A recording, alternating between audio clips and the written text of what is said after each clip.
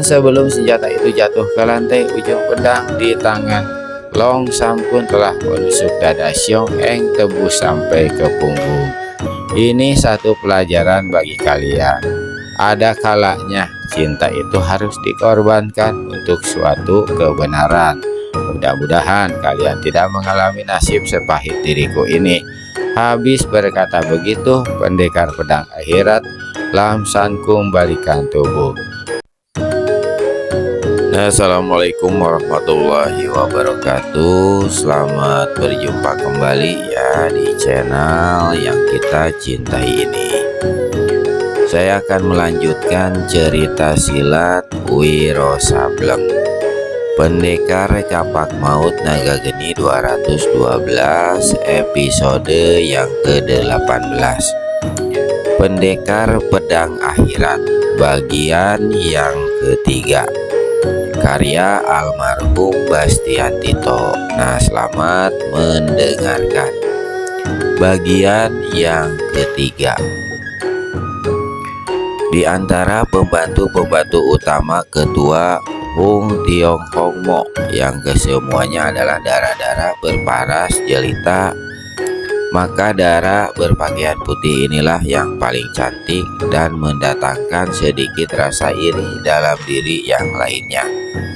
Setelah memandang wajah gadis itu seketika, maka bertanyalah Dewi Hung Tiong Hong Mo, "Koan, apakah dalam perjalanan kau ada bertemu dengan Tio Kipi?" "Tidak satupun di antara mereka ku ketahui, Dewi," jawab si putih Koan. Baru saja dia menjawab demikian, tiba-tiba di luar terdengar seseorang berseru, "Dewi, aku Tio Kipi datang menghadap." Sesaat kemudian masuklah Tio Kipi alias Tian Leong Pian. Ia menjura di hadapan ketua Hung Tiong Hong Mo yang duduk di kursinya dan memandang tajam pada tangan kanan Tio Kipi yang kini kelihatan buntung. "Dewi," kata Tio Kipi kemudian sambil berlutut jatuhkan diri, "Mohon maaf, Bu, karena aku tidak berhasil menyelamatkan gerobak itu. Bahkan 4 golok kematian yang kusewa untuk membantu mengawal, 3 diantaranya telah menemui ajal. Sejak semula aku sudah tahu kalau kau tidak mampu mengamankan dan menjalankan tugas.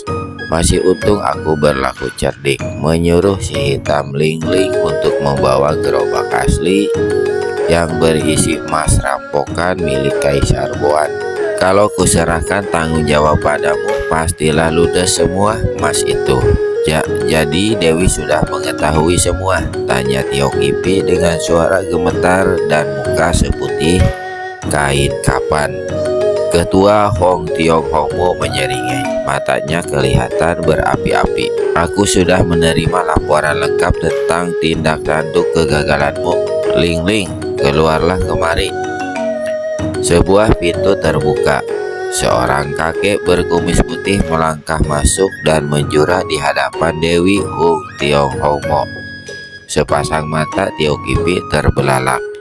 Jika dia tidak salah, kakek ini adalah yang pernah dilihatnya tempo hari di rumah makan di sebuah kota kecil, di mana dia kemudian menerima sepucuk surat panggilan dari ketua Hung Tiong Hong Mo yang ditancapkan di mangkuk nasi. "Jadi kiranya dia, celakalah aku," keluh Tio Kipi. Kakek berkumis putih tanggalkan pakaian luarnya dan tarik topeng tipis yang menutupi wajahnya. Nyatanya kini dia adalah seorang darah rupawan yang mengenakan pakaian sutra hitam, salah satu pembantu Dewi Siluman Harimau dari Hung Tiong Hong Mo. "Tio Kipi, tahukah kau apa kesalahanmu?" Tio Kipi menyembah-nyembah dan seperti anak kecil dia merengek menangis. "Dewi, aku yang hina ini mohon pengampunanmu. Semua terjadi di luar kemampuanku." Ketua Hung Tiong Hong Mo cuman ganda tertawa. "Pertama, kau telah gagal menjalankan tugas untuk membawa gerobak itu ke sini. sekalipun itu hanyalah gerobak yang bukan berisi emas, karena yang asli telah kuperintahkan pada koan-koan untuk membawanya kemari. Kesalahan kedua, setelah menemui kegagalan, kau berniat untuk melarikan diri, tapi rencanamu itu diketahui oleh si hitam lingling. Pembantuku ini telah memberi surat peringatan agar kau kembali ke markas dengan segera. Namun kau tidak acuhkan, malah nekat hendak terus lari. Itu kesalahanmu yang ketiga. Dewi, betapapun juga kasihanilah selembar nyawaku ini. Jika saja kau mau memberi tugas baru untukku, pasti akan kulakukan dengan berhasil. Bagaimana kalau tugas baru itu adalah menyuruh kau membunuh dirimu sendiri? Tio Kipi merasakan nyawanya seolah-olah sudah terbang saja saat itu. Apakah kau masih merasa pantas mengenakan kalung kepala harimau, lambang tertinggi dari Hung Tionghomo itu? Ketua komplotan membentak. Tio Kipi buru-buru membuka kalung emas kepala harimau yang tergantung di lehernya. Kalung pertanda sebagai komplotan Hung Tionghomo. Benda ini kemudian diletakkannya di hadapan sang dewi. Kesalahanmu terlalu besar untuk diampuni, Tio Kipi, berkata siluman harimau dari gunung Hung Tiong itu. Tampaknya menjadi bengis total dan pandangan matanya membersihkan maut. Dia bertepuk 3 kali dan berseru. Seret dia ke kamar penyiksaan. Gantung kaki ke atas, kepala di atas tong bara menyala. Dewi, seru Tio Kipi seraya berlutut dan menggerung. Namun saat itu 3 orang pembantu sang dewi yang juga merupakan murid-murid berkepandaian tinggi sudah melompat ke muka, mengurung Tio Kipi dalam takutnya yang sudah sampai pada puncaknya. Dan dalam keadaan tidak berdaya untuk selamatkan diri, Tio Kipi menjadi nekat. Lari tidak mungkin, minta pengampunan juga tidak bisa. Daripada mati disiksa lebih dulu, lebih baik menyambung nyawa. Dan kebencian serta kemarahan yang meluap bekas tokoh utama dari provinsi Ciat Kang ini bertumpah keseluruhannya pada Dewi Siluman Harimau yang duduk dengan mimik bengis di atas kursi kebesarannya. Dewi, atas semua kesalahan aku rela menerima hukuman, kata Tio Kipi dengan suara bergetar sambil maju beberapa tindak mendekati ketua Hung Tionghomo itu.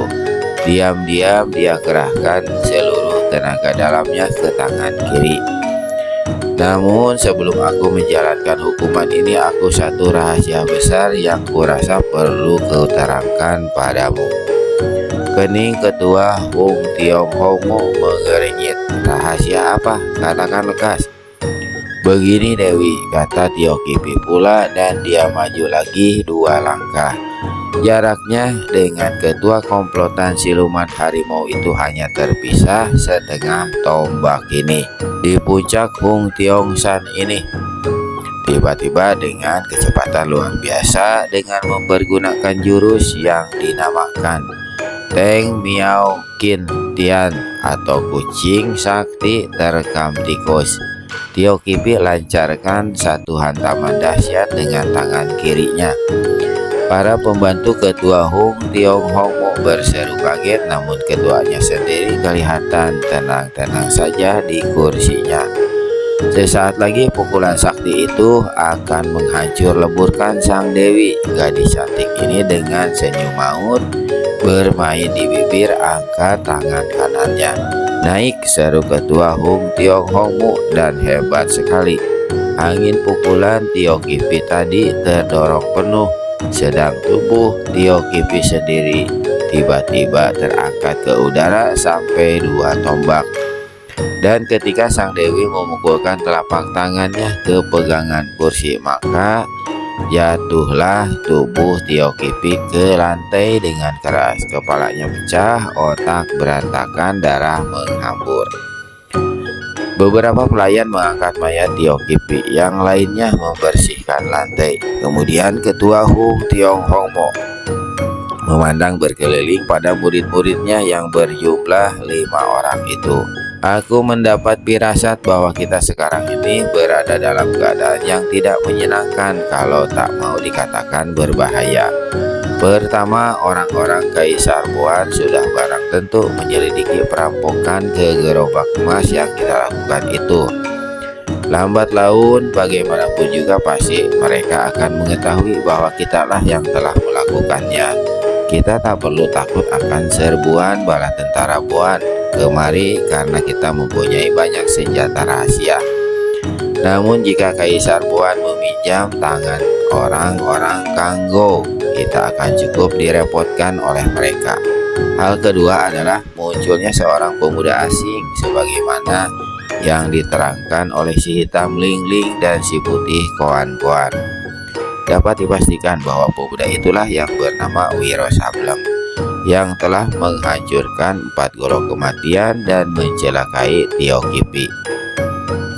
Mata-mata kita selanjutnya memberitahu bahwa pemuda itu kini tengah mencari tahu di mana letaknya markas kita. Hal ketiga yang paling berbahaya ialah lenyapnya pendekar pedang akhirat Long Sam Kun dari penjara liang akhirat dan matinya Siang Mokiam.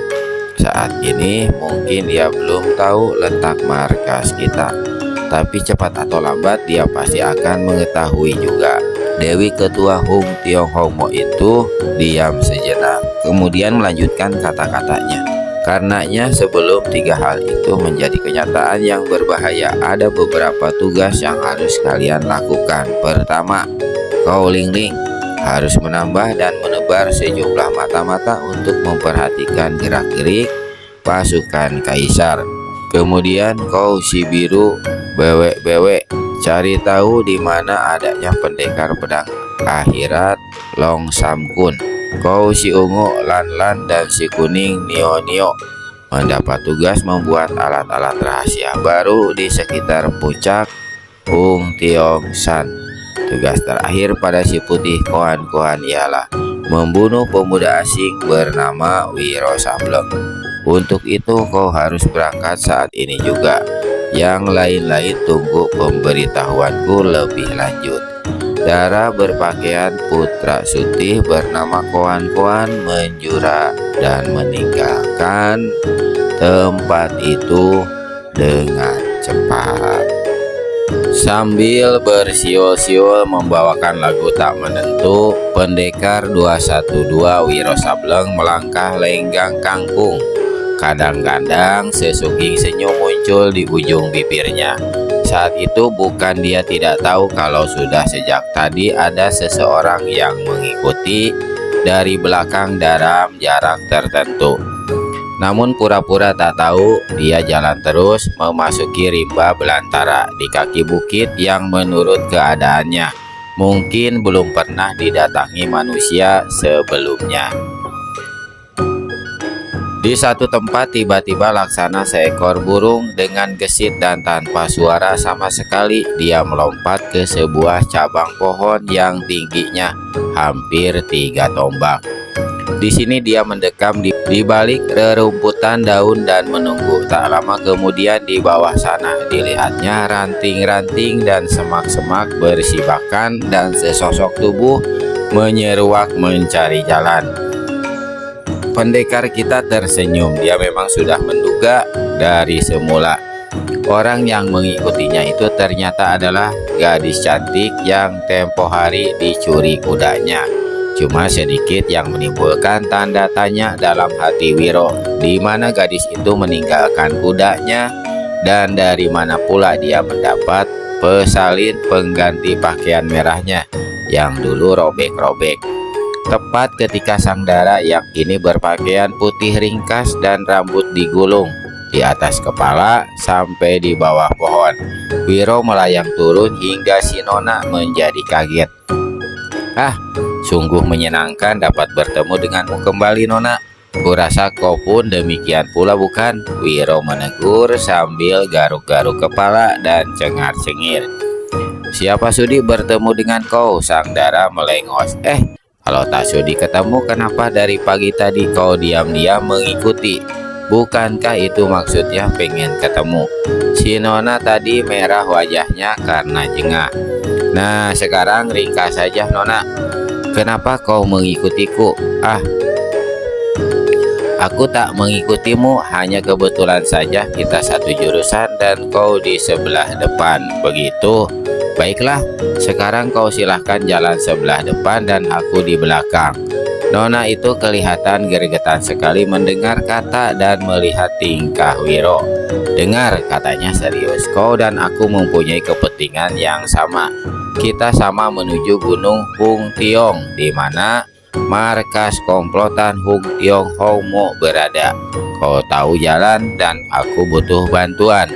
Sekali lagi kutawarkan, bagaimana kalau kita kerjasama?" Wiro merenung sejenak lalu tersenyum. "Aku kurang begitu percaya padamu. Sebelumnya kau hendak menebas batang leherku. Ingat, itu karena kau telah mencuri kuda kesayanganku dan Sudahlah Nona, kalau kau kepingin jalan sama-sama denganku, aku tak keberatan.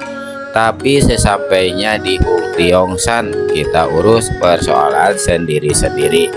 Aku belum pernah bertemu laki-laki sesombongmu," desis Nona itu.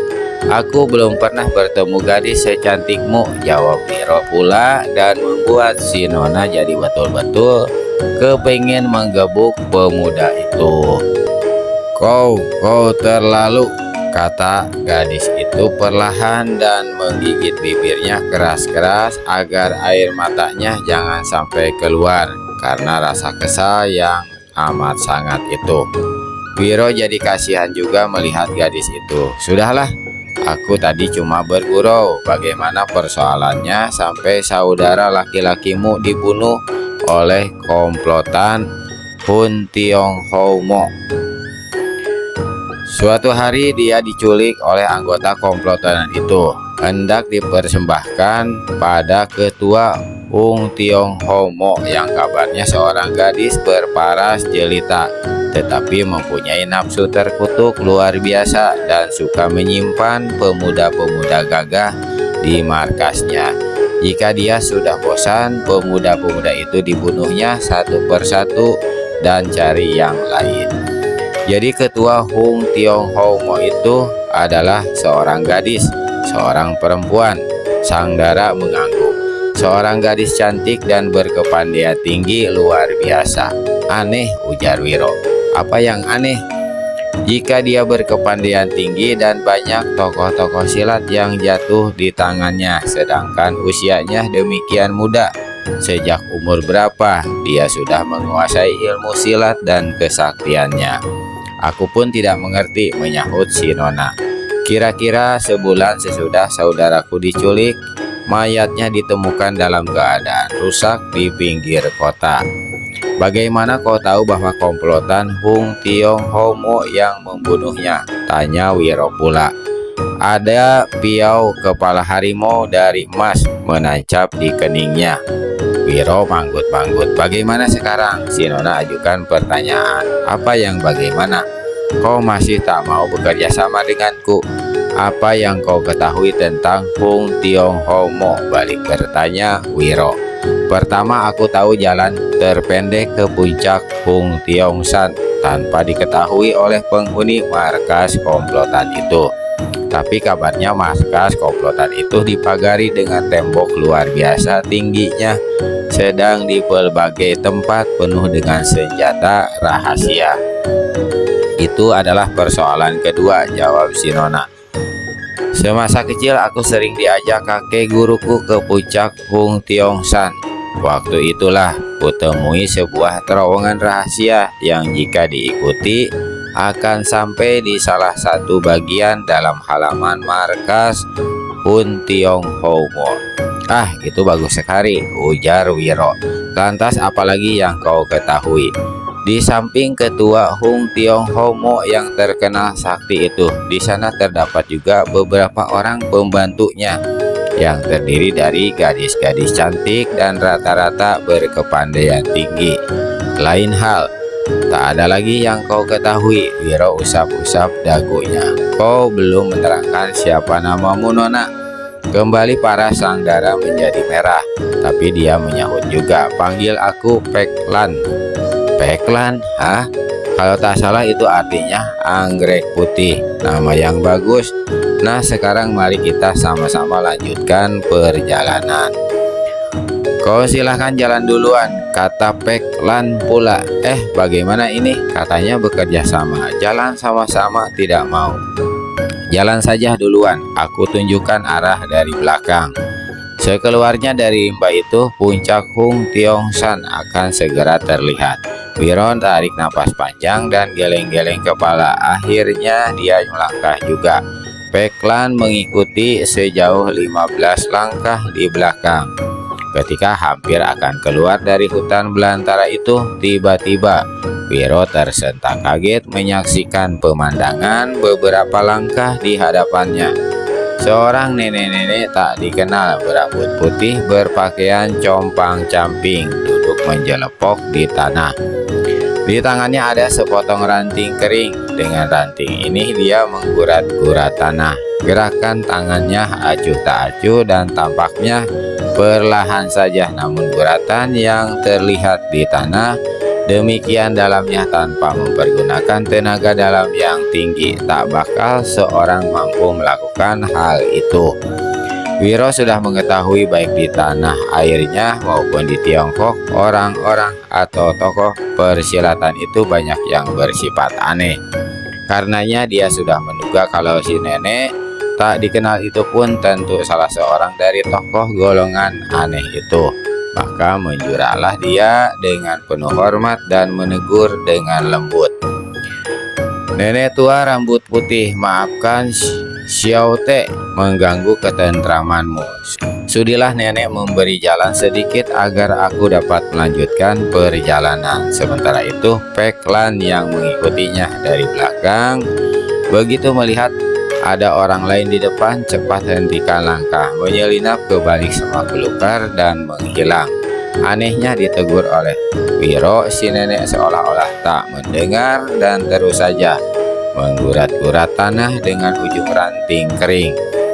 Memikir kalau pendengaran si nenek kurang baik, maka Wiro menegur lagi, kali ini dengan suara lebih keras. Si nenek tiba-tiba angkat kepalanya. Kelihatan jelas kini wajah yang mengkeriput. Di lain pihak Wiro melihat bagaimana sepasang mata si nenek bening bercahaya, bukan seperti mata seorang yang sudah lanjut usia. Si nenek sendiri begitu matanya membentur wajah Wiro. Hatinya tercekat dan dalam hati dia membatin, tak kusangka kalau yang harus kubunuh ini seorang pemuda asing berparas gagah, meskipun tidak tanduknya macam orang tolol dan lucu. Kemudian nenek ini cepat-cepat tundukkan kepalanya kembali. Pandangan mata Wiro sableng membuat hatinya bergetar. Nenek, beri jalan padaku, Wiro berkata lagi. Tiba-tiba si nenek melompat. Mimiknya jadi bengis dan dia membentak garang, bangsat, kapan aku kawin dengan kakekmu, kau panggil aku nenek. Mendengar ini Wiro hendak meledak tawanya, tapi batal karena sambil membentak dilihatnya si nenek tusukan ranting kering di tangannya ke arah dada Wiro. Meskipun cuma sepotong ranting kering, namun bisa mendatangkan maut karena dialiri tenaga dalam yang hebat. Wiro berkelit ke samping dan menghantam dengan tangan kanannya. Bluk! Pukulan tepi telapak tangannya tepat mengenai lengan si nenek. Ranting terlepas mental dan si nenek menggigit bibir menahan sakit. Wiro sendiri merasakan tangannya seperti kesemutan. Diam-diam pendekar ini kaget juga dan mulai berlaku lebih hati-hati. Aku tiada permusuhan denganmu, nenek. Kenapa kau menyerangku? Mulutmu terlalu kurang ajar, orang sepertimu pantas dilenyapkan. Bukannya aku yang duluan bicara segala macam kawin dengan kakekku. Kau yang buktinya bermulut usil, nek. Si nenek yang bukan lain adalah si putih Koan-Koan. Sebenarnya merasa geli juga mendengar ucapan Wiro itu. Namun berhubung dia mendapat tugas dari ketuanya untuk membunuh pemuda asing ini, maka itu tak dapat ditawar-tawar lagi. Dia tahu kalau pemuda itu dikabarkan memiliki kepandaian tinggi dan telah sanggup membunuh Siang Mo Kiam, dua anggota komplotan Hung Tiong Hong Mo yang berkepandaian tinggi. Karenanya dalam serangan kedua dia sengaja keluarkan jurus Hun In Toang San atau awan melintang memutus bukit, yakni jurus pertama yang sebelumnya telah mengantar kematian dua padri Shaolin Si berkepandaian tinggi itu.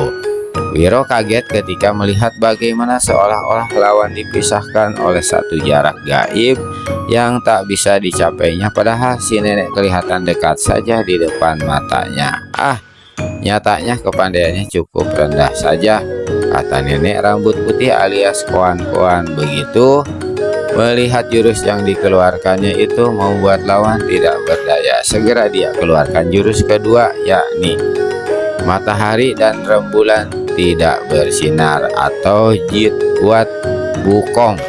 Ketika menghadapi jurus aneh yang pertama tadi, Wiro memang terkesiap, namun itu bukanlah berarti dia menjadi tak berdaya seperti yang disangka oleh Koan-Koan. Secepat kilat tangan kanannya mendorong ke depan melancarkan pukulan sakti bernama Benteng Topan Belanda Sabunda. Setiap angin bertiup dengan dahsyat seolah bumi ditiup badai. Kini Koan-Koanlah yang menjadi kaget. Bukan saja dia tak mendapat kesempatan untuk mengeluarkan jurus Jit Kuat Bukong, tetapi jurus Hun In Toang San-nya pun dilabrak musnah, sedang dirinya sendiri terhuyung-huyung beberapa langkah ke belakang. Melihat lawan yang nyatanya memiliki kepandaian tinggi tidak serendah yang diduganya, Koan-Koan menjadi marah dan naik pitam. Baginya jika menghadapi lawan seperti ini hanya ada satu pilihan, dia yang bakal konyol atau lawan yang akan meregang nyawa. Karenanya Koan-Koan tanpa tunggu lebih lama lagi segera keluarkan kesaktiannya yang paling tinggi, yaitu ilmu jari kelabang hijau. Ketika Peklan yang mengintip di balik belukar melihat si nenek rambut putih jentikan 5 jarinya yang disusul dengan berkiblatnya 5 larik sinar hijau yang menggigitkan, maka darah itu tersentak kaget dan berseru memperingati Wiro. Saudara, awas, itu pukulan ilmu jari kelabang hijau yang ganas, lekas menyingkir. Wiro tertegun mendengar peringatan itu, sedang Koan-Koan sendiri terheran-heran karena tak menyangka kalau ada orang ketiga di tempat itu, karena belum tahu sampai di mana kehebatan ilmu jari kelabang hijau.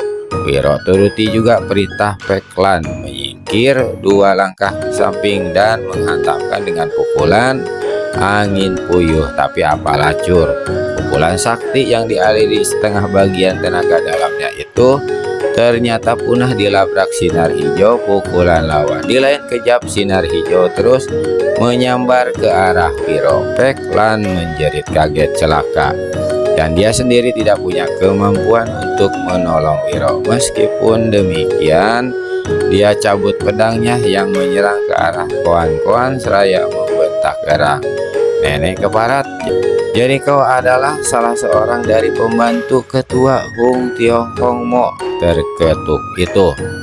Jangan coba mungkir, sekalipun kau bisa menyamar jadi setan, hanya orang-orang dari Hung Tiong San yang memiliki ilmu laknat itu."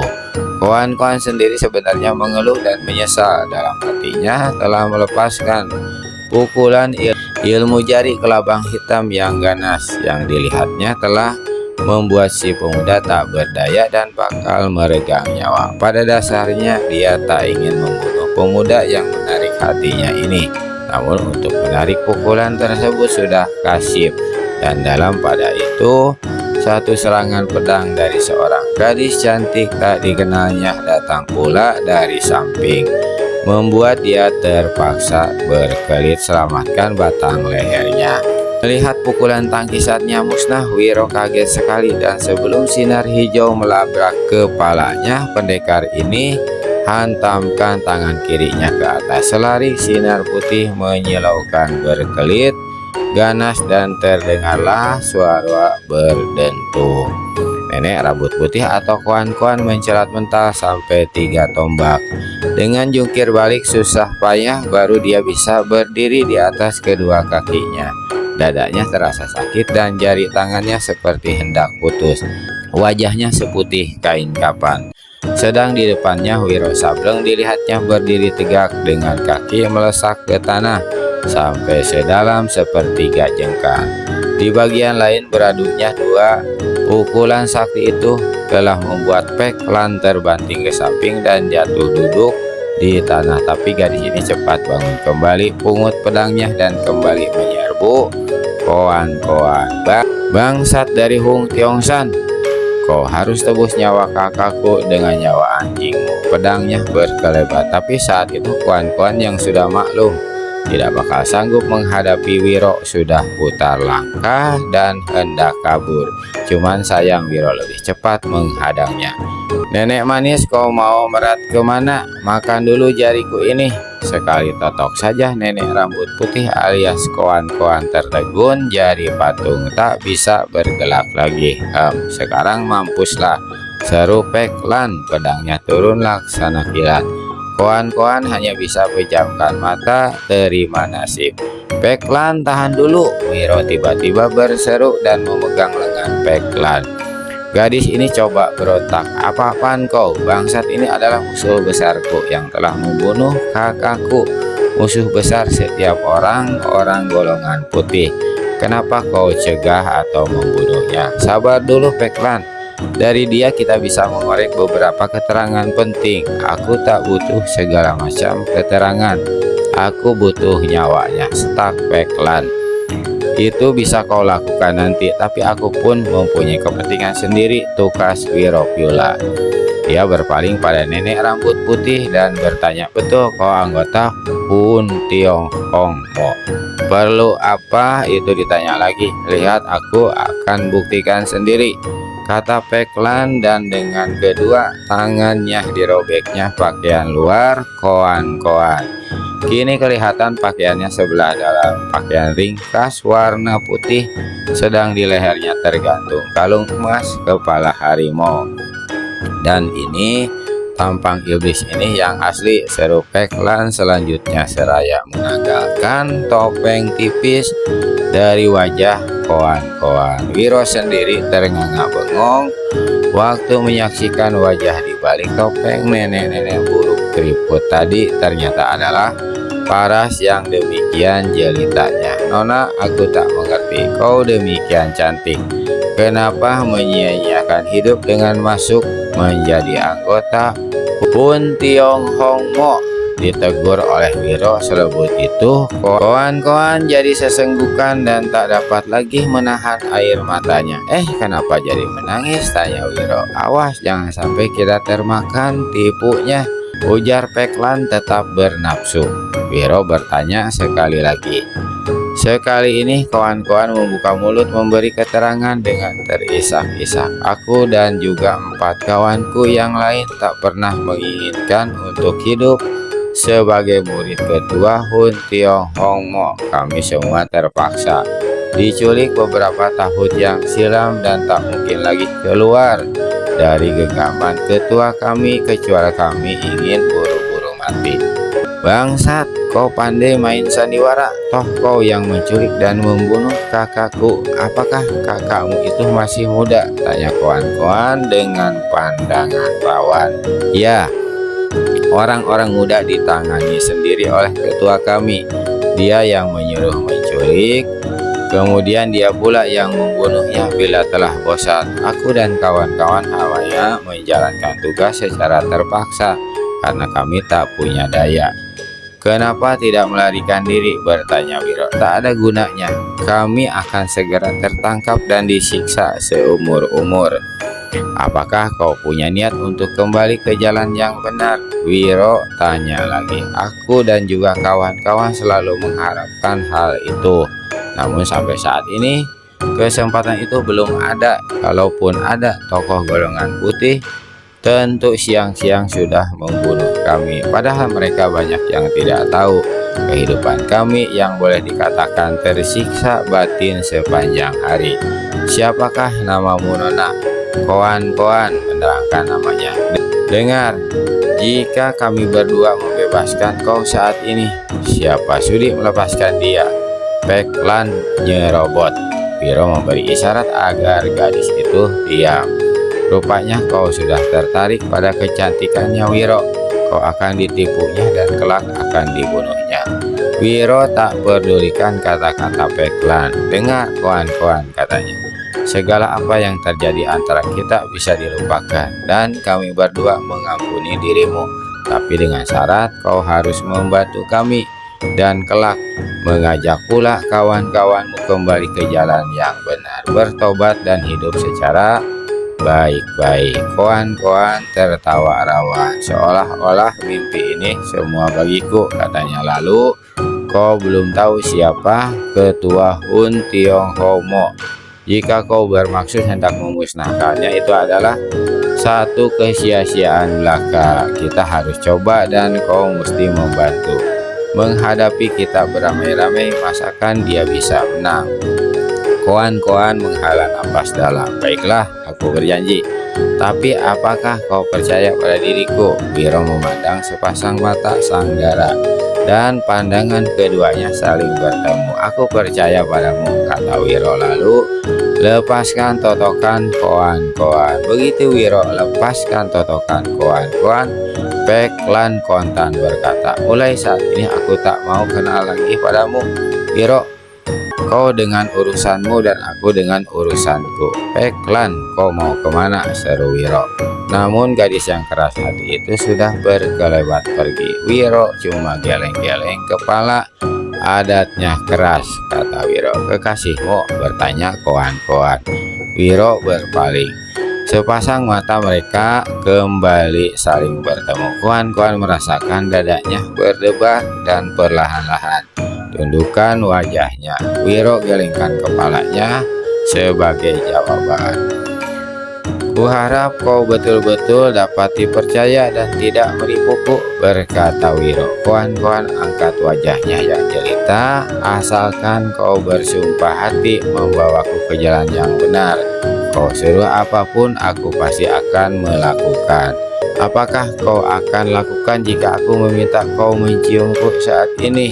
Kata Wiro pula bergurau. Tapi di luar dugaan, koan-koan melompat ke muka, memeluk pemuda itu dan mencium sang pendekar pada kedua pipinya. Aku sudah buktikan, kata koan-koan pula meski wajahnya bersemu merah. Wiro usap-usap kedua pipinya. Aku tadi cuma bergurau, tapi tak apa, ini pertama kali seorang gadis menciumku lebih dulu. Terima kasih untuk ciumanmu itu. Di lain hari aku akan memberikan lebih dari, kata koan-koan dengan setulus hatinya. Entah mengapa dia demikian terpikat pada si gondrong yang baru beberapa saat saja dikenalnya itu. Aku akan lebih berterima kasih, jawab Wiro pula. Nah, sekarang mari kita atur siasat. Keadaan terowongan rahasia seperti yang diketahui Peklan di masa kanak-kanaknya ternyata kini sudah jauh berubah sejak puncak Hun Tiongsan dipergunakan sebagai markas oleh komplotan Hun Tionghoa. Perubahan-perubahan ini telah menyesatkan Peklan dan tanpa diketahuinya, beberapa kali dia telah menyentuh alat-alat rahasia di dalam terowongan itu. Melihat adanya tanda dari alat-alat rahasia, Dewi Siluman Harimau segera memberi perintah pada dua orang murid atau pembantunya, yakni si Ungu Lan-Lan dan si Biru Bewek-Bewek. Meskipun Peklan memiliki ilmu pedang yang tidak rendah, namun menghadapi kedua gadis tangguh itu dengan hanya mempergunakan tangan kosong, dalam tempo 2 jurus dia sudah kena diringkus dan dihadapkan pada Dewi Siluman Harimau. Nona, parasmu cantik dan keberanianmu patut dipuji untuk bernyali masuk ke sarang kematian ini. Siapakah namamu dan bagaimana kau bisa tahu terowongan rahasia di bawah tanah itu? Ketua Hun Tionghoa ajukan pertanyaan. Peklan yang memang seorang gadis pemberani, apalagi dihantui dendam kesumat kematian saudaranya, tegak berkacak pinggang, diapit dan diawasi oleh si biru bewek-bewek dan si ungu lan-lan. Ditanya bukannya dia menjawab, malah balas bertanya dengan sikap congkak nada sinis ham. Jadi inilah ketua Hung Tionghomo yang dipanggil dengan sebutan Dewi itu. Peklan kemudian tertawa panjang. Tampangmu juga cantik, cuman sayang hatimu lebih busuk dari comberan dan kejahatanmu lebih ganas dari iblis. Dewi, biar ku robek mulut gadis kurang ajar ini, teriak si hitam Lingling. Ketua Hung Tionghomo lambaikan tangan dan berkata, nyalinya cukup mengagumkan Lingling, dan potongan tubuhnya menunjukkan bakat silat yang bagus. Kau ada harapan untuk kujadikan murid serta pembantuku seperti nona-nona yang lain ini. Peklan keluarkan suara mendengus dari hidung. Aku datang kemari bukan untuk menghambakan diri pada iblis macammu ini. Lantas, apa perlumu datang kemari dan lewat terowongan rahasia segala untuk mencincangmu? Kau bertanggung jawab atas penculikan dan kematian kakak laki-lakiku. Apakah kakakmu yang bernama Ong Siong Ang itu? Ah, dia sungguh cakap dan amat pandai melayaniku di atas tempat tidur. Perempuan cabul, mampuslah, teriak Peklan marah sekali dan melompat ke muka, hendak kirimkan tendangan ke kepala ketua Hung Tionghomo. Namun maksudnya itu tidak kesampaian karena Lingling dan Lan-lan cepat mencegahnya. Dewi, sebaiknya gadis bina ini buru-buru saja disingkirkan, kalau tidak bisa bikin berabe, berkata bewek-bewek.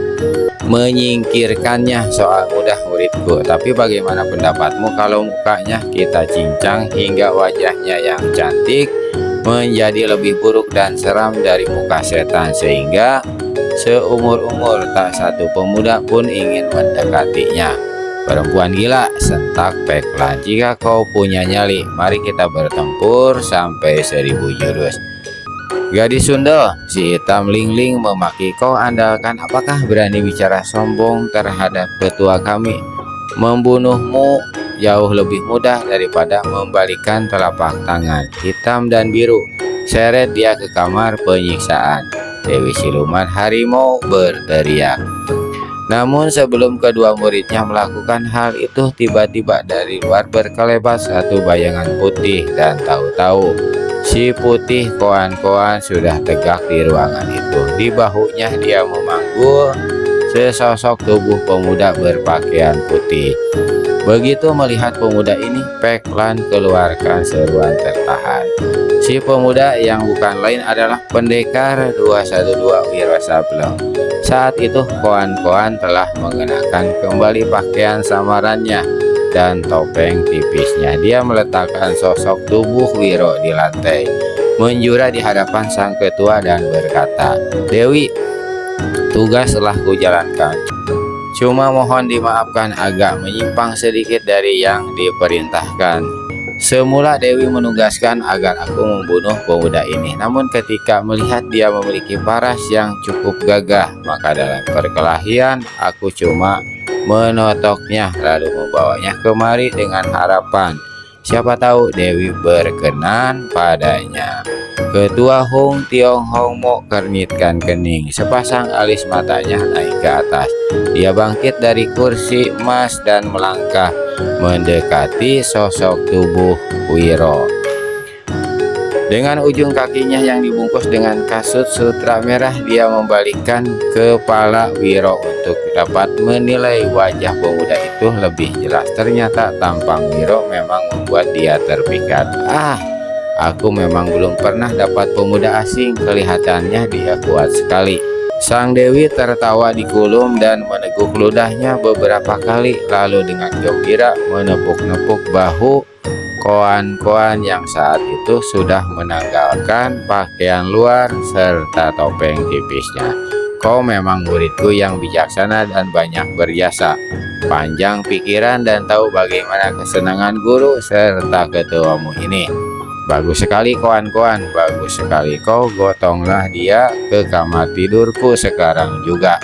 Baru saja sang Dewi berkata demikian, tiba-tiba hampir tak kelihatan sepasang tangan Wiro bergerak laksana kilat menangkap salah satu kaki ketua Hung Tiong Hong Mo itu. Di lain kejap terdengar satu bentakan dan tubuh sang Dewi mencelat mental ke udara.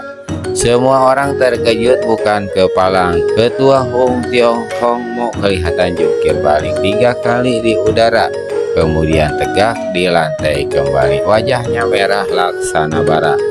Sepasang matanya berapi-api menatap pada pendekar 212 Wiro Sableng yang berdiri di samping koan-koan sambil satu tangan tolak pinggang, tangan lain garuk kepala dan tertawa gelak-gelak.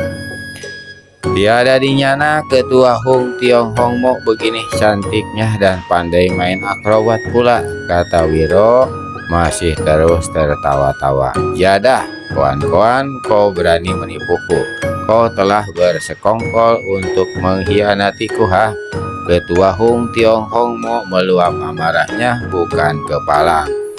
Dia berpaling dan berteriak, ringkus murid murtad itu. Aku akan hadapi bangsat bernama Wiro Sableng ini. Melihat kawan-kawan atau saudara seperguruannya hendak bergerak, kawan-kawan cepat berseru, saudara-saudaraku, tunggu dulu. Bukankah kita sudah sejak lama tersiksa hidup di puncak Hung Tiong San ini?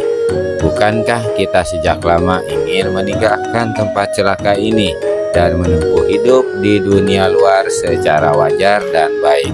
Bukankah kita sering menyadari bahwa apa yang kita lakukan dan diperintahkan oleh Dewi semua bertentangan dengan hati kecil kita dan peri kemanusiaan? Apakah akan kita rusakkan lebih jauh hidup kita yang cuma sekali ini di dunia? Hari inilah saat yang kita tunggu-tunggu untuk mendapat kehidupan bebas yang kita rindukan. Hari ini kebenaran akan menghancurkan malapetaka yang bersumber di puncak Hung Tiong San ini. Mari ikutlah bersamaku untuk kembali pada hidup yang benar dan keluar dari azab neraka ini. Mendengar kata-kata kawan-kawan yang penuh semangat itu, 4 saudara seperguruannya jadi bimbang. Melihat ini marahlah ketua Hung Tiong Hong Mo. Dia berteriak, lekas bunuh murid murtad itu. Kalau tidak kalian berempat akan mendapat hukuman berat. 4 murid sang ketua semakin bingung. Kesempatan ini hanya sekali, saudara-saudaraku. Kalau sampai luput kalian akan celaka sampai di liang kubur, berseru kawan-kawan. Aku si geblek yang bernama Wiro Sableng ini akan membantu kalian. Wiro pentang mulut. Aku juga, teriak Peklan. Murid jadah, kau layak mampus duluan. Kemarahan ketua Hung Tiong Hong Mo tak terkendalikan lagi. Sekaligus dia jentikan 5 jari tangan kanannya yang sudah dialiri seluruh tenaga dalam yang ada ke arah kawan-kawan. Gadis ini berseru tegang dan cepat kilat menyingkir. Dalam pada itu Wiro telah lepaskan pukulan sinar matahari yang membuat istana emas itu laksana dilabrak geledek. Satu dentuman terdengar. Semua orang ada di situ terpental ke samping, sedang salah satu dinding ruangan yang terbuat dari emas meleleh dan berlubang besar. Ketua Hung Tiong Hong Mo kaget bukan kepala. Ternyata pemuda asing itu memiliki tenaga dalam yang tidak berada di bawahnya, namun dia sama sekali tidak gentar. Dengan satu lentingan nyaring dahsyat dia menerjang ke depan. Begitu cepatnya dia berkelebat hingga hanya bayangan merah pakaiannya saja yang kelihatan. Buk! Satu jotosan melabrak dada Wiro Sableng. Pendekar ini terpental sampai satu tombak. Darah kental kelihatan meleleh di sebelah bibirnya. Melihat ini kawan-kawan jadi bergeming. Jika sampai Wiro kalah, oleh ketuanya, pastilah dia bakal celaka pula. Dia melirik pada saudara-saudaranya. Sampai saat itu mereka masih tertegun dalam kebimbangan. Melihat serangannya berhasil, Ketua Hong Tiong-hong Mo kembali melabrak ke depan. Sosok tubuhnya tak kelihatan. Kali ini Wiro bertindak gesit karena ternyata lawan memiliki ilmu yang disebut Pek Pian Mo Ing atau 100 bayangan iblis.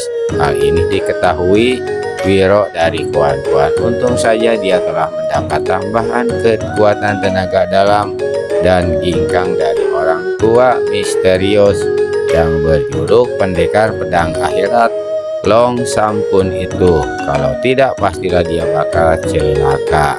Mengingat si orang tua tersebut, setelah menelan sebuah obat, Wiro segera hadapi musuhnya dengan jurus silat yang pernah dipelajari dari kakek itu, yakni jurus yang bernama Cip Cian Cai Hong atau tiba-tiba muncul pelangi. Ketua Hong Tiong-hong Mo itu tersurut saking kagetnya ketika menyaksikan lawannya keluarkan jurus tersebut.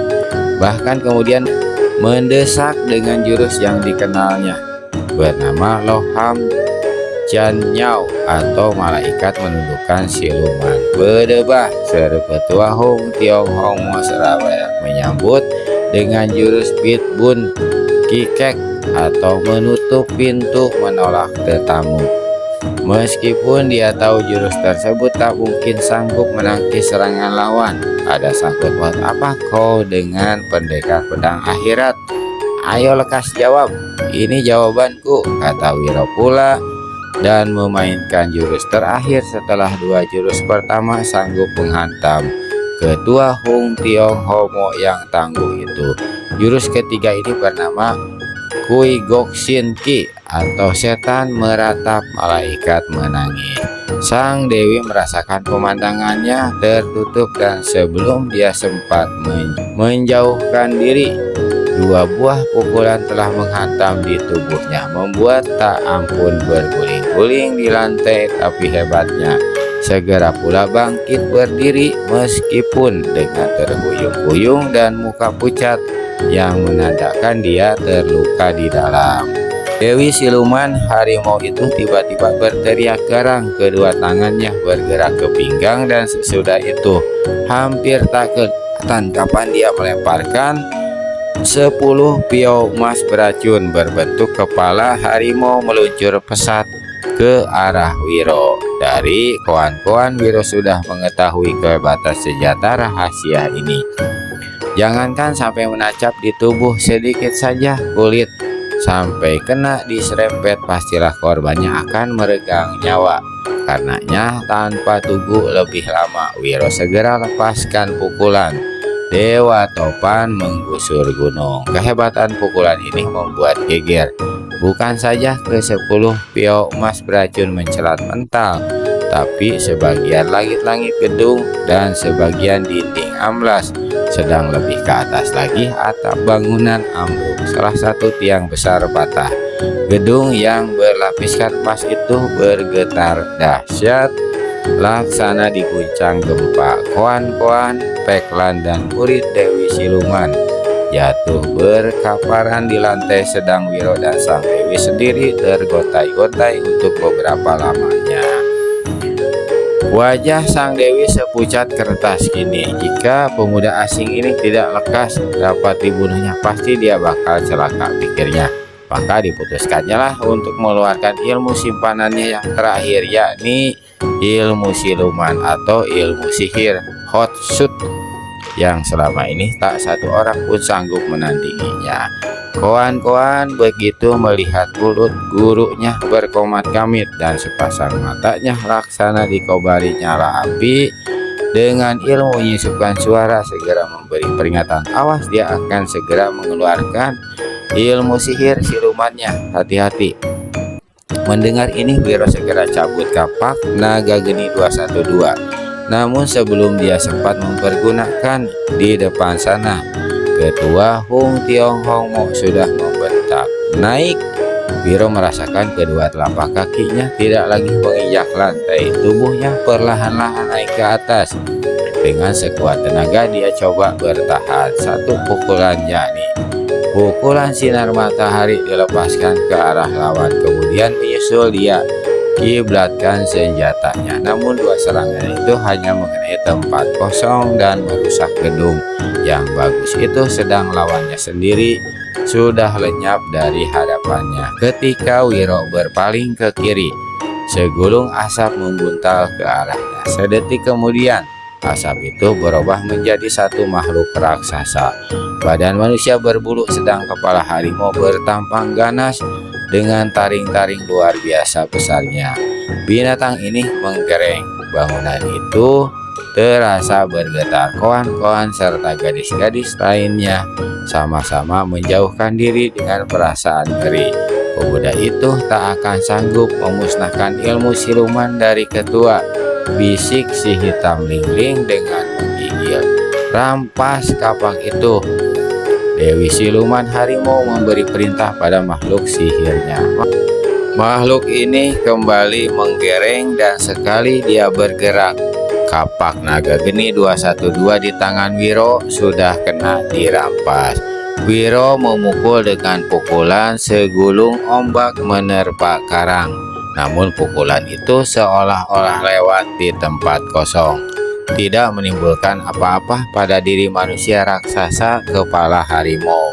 Wiro keluarkan keringat dingin. Celaka, sekarang mampuslah aku, keluh pendekar ini. Dan kembali terdengar ketua Hung Tiong Homo memberikan perintah, bunuh dia dengan kapak itu. Makhluk sihiran itu menggereng dan mengangkat tangan kanannya yang memegang kapak tinggi-tinggi. Wiro melompat selamatkan diri seraya melepaskan pukulan sinar matahari.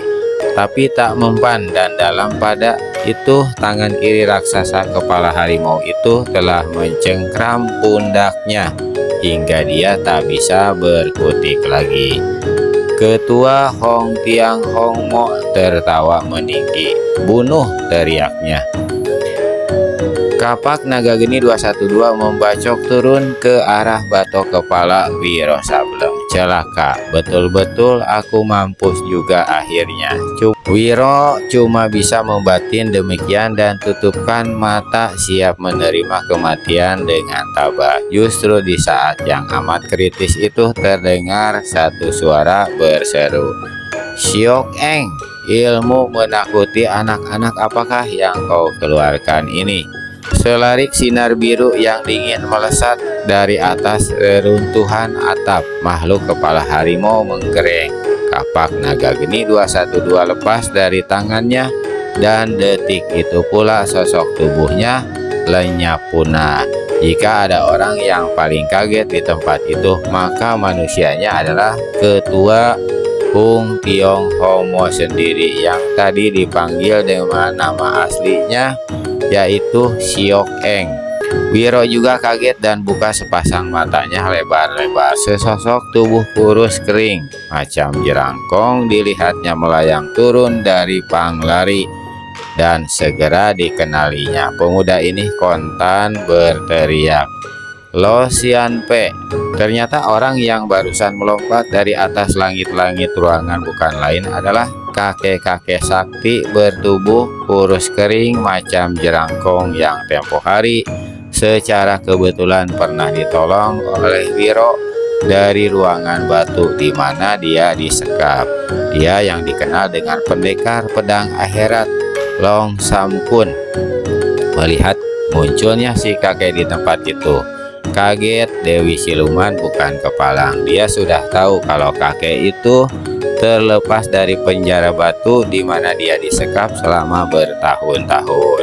Namun adalah tidak diduganya sama sekali kalau dia akan muncul di situ demikian cepatnya. Di lain pihak, si kakek tertawa gelak-gelak lalu berpaling pada Wiro. "Budak, tidak dinyana. Bukan kalau hari ini aku telah dapat membalas hutang nyawa tempo hari terhadapmu." Wiro cepat menjura dan menghaturkan terima kasih. Dia hendak mengatakan sesuatu, namun saat itu pendekar pedang akhirat telah berpaling pada ketua Hung Tionghoa. Siok Eng, dosa kejahatanmu telah lewat takaran. Hari ini kau harus mempertanggungjawabkan semua itu. Meskipun saat itu ketua Hung Tionghoa boleh dikatakan sudah pecah nyalinya, namun dengan tetap angkuh dia bertolak pinggang dan mendamprat. Pengemis gila dari mana yang kesasar kemari? Lekas angkat kaki dari istanaku. Kalau tidak ku bikin berhamburan otakmu. Long Sam pun cuma ganda tertawa mendengar kata-kata itu. Kini semua jelas bagiku, Siok Eng. 3 tahun lalu kau sengaja menipuku dan menjebloskan diriku ke dalam liang penjara batu. Dengan berbuat demikian, kau merasa tak ada lagi yang menghalangi dirimu berbuat kejahatan seenak perutmu, mendirikan komplotan Hung Tionghoa dengan maksud membunuh musnah tokoh-tokoh persilatan hingga kau bisa merajai dunia Kongo. Kau lupa, Siok Eng, kejahatan tak akan pernah menang dari kebenaran.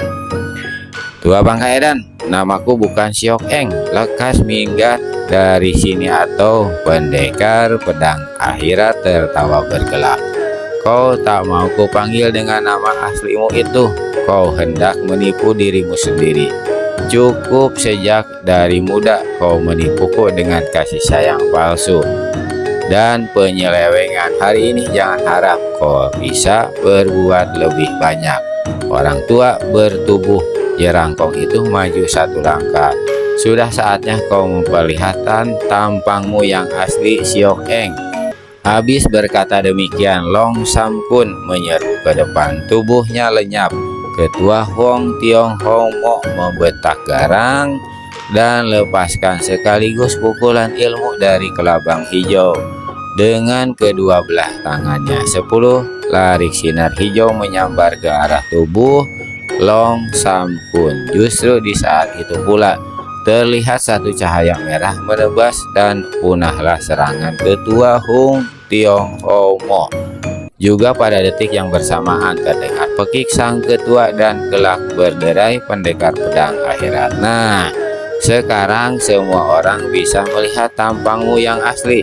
Selama ini kau telah menipu dirimu sendiri dan orang lain. Memandang pada ketua Hung Tionghoa itu, baik Wiro maupun 5 muridnya bukan kepalang terkejut mereka. Wajah gadis jelita yang selama ini mereka lihat ternyata hanyalah sebuah topeng tipis belaka yang barusan telah direnggukan oleh pendekar pedang akhirat Long Sam Kun. Ini wajah yang ketua yang asli hanyalah wajah peot cekung penuh keriput dari seorang kakek nenek yang berusia sekitar 80 tahun. Long Sam Kun masih terus mengumbar tertawanya sambil melintangkan pedang merah tipis di depan dada. Siok Eng, kau juga punya pedang seperti yang kupegang ini. Lekas keluarkan dan aku beri kau kesempatan untuk membela diri. Koko tiba-tiba membersit ucapan itu dari sela bibir ketua Hung Tionghoa. Sepasang matanya berkaca-kaca dan perlahan-lahan dia berlutut di hadapan Long Sam Kun. Sesaat hati kakek itu jadi tergetar juga, namun cepat dia mendongak, menguatkan hatinya dan membentak, ini bukan panggung sandiwara, Siok Eng. Kalau kau tak mau ku beri kesempatan untuk membela diri, kau bakal lebih menyesal sampai ke pintu gerbang kematianmu yang terkutuk. Jangan mengemis cinta dan belas kasihan terhadapku. Apa kau tidak punya malu?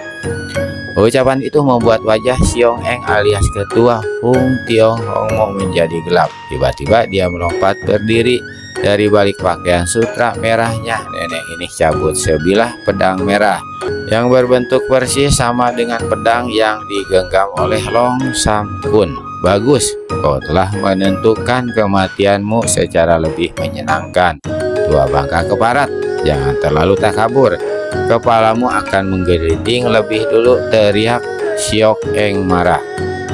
Dia menerkam ke depan, pedangnya bersuit.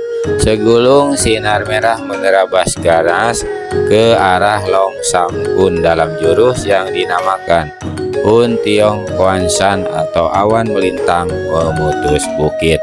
Ini merupakan satu jurus dari ilmu pedang naga kencana yang dimiliki oleh Siok Eng. Kehebatannya luar biasa, namun di mata tua bangka Long Sam Kun itu bukan apa-apa. Dia segera sambut dengan jurus ilmu pedangnya yang sejak 20 tahun telah menggegerkan dunia Kongo di Tiongkok, yakni jurus pertama dari ilmu pedang akhirat yang bernama Chip Chian Jai Hong atau tiba-tiba muncul pelangi. Wiro yang saat itu tegak sambil memegang kapak naga 212 untuk menjaga segala kemungkinan jadi geleng-geleng kepala. Dia telah diberi pelajaran jurus ilmu pedang itu oleh Long Sam Kun dan bahkan telah pernah mencobanya sendiri menghadapi musuh-musuh tangguh. Tapi jurus tiba-tiba muncul pelangi yang dimainkan si kakek boleh dikatakan hampir 6 kali lebih hebat dari yang dikuasainya. Mau tak mau pendekar ini jadi leletkan lidah saking kagum. Siok Eng sudah tahu kehebatan ilmu pedang orang yang pernah menjadi kekasihnya, tetapi kemudian dikhianatinya itu, bahkan dipenjarakannya di liang batu, adalah tak bisa dipercaya olehnya kalau setelah 3 tahun mendekam dalam penjara batu, tahu-tahu ilmu pedang si kakek kini semakin dahsyat. Karenanya dalam jurus kedua Siok Eng segera lancarkan serangan dengan gerakan yang dinamakan Hek Hom Wak Sip atau harimau hitam mengorek hati, yang kemudian disusul dengan gerakan ganas bernama Sin Leong Pok Cui atau naga sakti menyambar air. Pendekar pedang akhirat tetap tenang-tenang saja dengan satu gerakan yang sebat. Setelah mengeluarkan kedua serangan itu, dia mainkan jurus kelima dari ilmu pedangnya yang disebut Tiang Hong Hom Jit atau pelangi menutup matahari terang. Pedang merah di tangan Siok Eng terlepas mental, dan sebelum senjata itu jatuh ke lantai, ujung pedang di tangan Long Sam Kun telah menusuk dada Siok Eng tebus sampai ke punggung. Ketua komplotan Hung Tiong Hong itu cuma keluarkan seruan pendek dan mati dengan mata membeliak. Long Sam Kun tarik pedangnya dan tubuh Siok Eng lantas roboh ke lantai. Orang tua itu narik napas dalam membungkuk sambil mengambil pedang Siok Eng, lalu memandang pada Wiro dan gadis-gadis yang ada di situ. Sekali lagi dia menarik napas dalam lalu berkata, "Ini satu pelajaran bagi kalian. Ada kalanya cinta itu harus dikorbankan untuk suatu kebenaran. Mudah-mudahan kalian tidak mengalami nasib sepahit diriku ini." Habis berkata begitu, pendekar pedang akhirat Lam San Kung balikan tubuh. Lo Sian Pe, tunggu dulu Wiro, cepat memanggil. "Ah budak, kau masih seperti dulu saja, selalu banyak cerewet. Sudah, kau atur saja nona-nona manis itu. Aku percaya kau akan bakal bisa membawa mereka ke jalan yang benar, keluar dari neraka dunia di puncak Ung Tiong San." Si muka jerangkong itu tersenyum, kedipkan matanya pada Wiro dan berkelebat pergi. Pendekar kapak maut naga geni 212 geleng-geleng kepala dan garuk-garuk rambutnya. "Ah, benar-benar di luar langit masih ada langit," katanya dalam hati, dan seenaknya tangan kirinya kemudian sudah melingkar di pinggang si putih koan-koan. Tamat. Episode selanjutnya, pendekar dari Gunung Naga. Mohon maaf atas segala kekurangan. Terima kasih atas segala perhatian. Wabillahi taufiq wal hidayah. Wassalamualaikum warahmatullahi wabarakatuh.